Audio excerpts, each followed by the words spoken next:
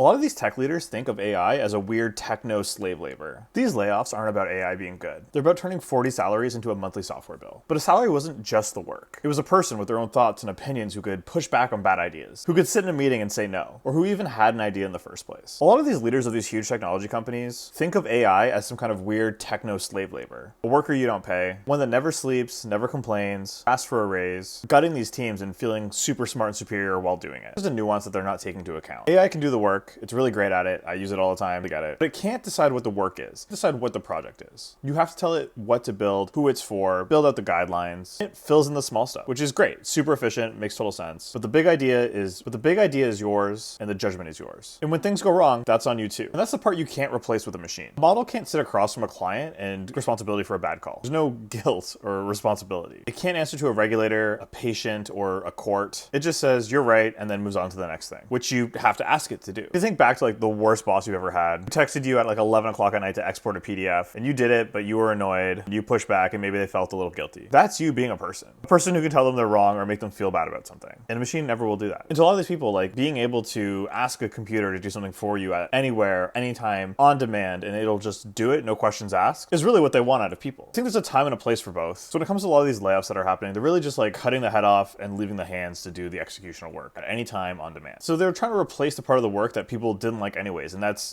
dealing with other people. It's so important to keep the people who think about these things, can execute on them, take responsibility. And that's really like the most important part.